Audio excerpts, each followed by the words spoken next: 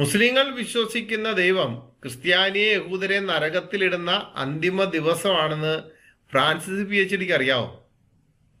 മുസ്ലിങ്ങൾ വിശ്വസിക്കുന്ന ദൈവം ഉണ്ടല്ലോ, അവരുടെ ഖുറാൻ്റെ അകത്ത് വിചാരിക്കുന്ന അള്ളാഹു എന്ന് പറയുന്ന ദൈവം, ആ ദൈവം ക്രിസ്ത്യാനിയെയും യഹൂദരെയും നരകത്തിൽ ഇടുന്ന അന്തിമ ദിവസമാണ്. അതാണ് അവരുടെ അന്തിമ ദിവസം, അതാണ് അവർക്ക് ഏറ്റവും വലിയ സന്തോഷവും.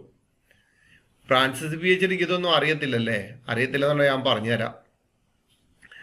സ്വഹീഹ് മുസ്ലിം വാല്യം 3 ഭാഗം 49 ഹദീസ് നമ്പർ 51.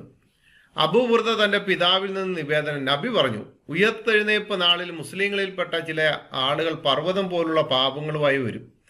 എന്നിട്ട് അള്ളാഹു അവർക്ക് പുറത്തു കൊടുക്കും. അവ ക്രിസ്ത്യാനികളുടെയോ ജൂതരുടെയോ മേൽ വെക്കും. Francis PhD,